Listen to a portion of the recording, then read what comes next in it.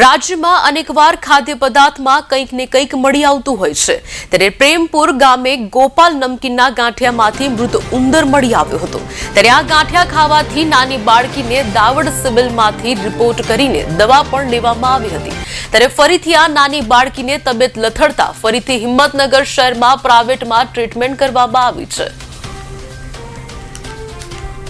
મારી બેટી સવારે ગાંઠિયા આપ્યા હતા, કાલે સવારે મેં પેકેટ ફોડ્યું હતું તો પછી શું કહેવાય એને ગાંઠિયા આપ્યા તો એને ખાધા। પછી થોડા ટાઈમ પછી અડધો એક કલાક પછી મેં જ્યારે મારે કોલેજ જવાનો ટાઈમ થયો તો મેં કોલેજ જવા માટે ટિફિનમાં જે બોક્સની અંદર લંચ બોક્સ જે બી હોય એની અંદર મેં ગાંઠિયા પડ્યા અને બીજા મેં અધરવાઇઝ બીજા ખાવા ડીશમાં લીધા। તો જ્યારે ડીશમાં લીધા તો ત્યારે એક ઉંદેડું નીચે અંદર આવ્યું તો ત્યારે મને વોમિટિંગ થઈ ગઈ। થોડી વાર પછી મારી બેબીએ ખાધેલા હતા એ ગાંઠિયામાં થોડી વાર પછી એને ઝાડા અને વોમિટિંગ ચાલુ થઈ ગઈ અને પછી થોડા ટાઈમ પછી અમે સિવિલ હોસ્પિટલમાં ગયા દાવડ અને ત્યાંથી પછી જે રિપોર્ટ કરાયા ત્યાં સર જે હતા ત્યાં રિપોર્ટ કરીને રિટર્ન આવ્યા, દવા બી આપી તો એનો કોઈ બી ફરક દેખાયો નહીં।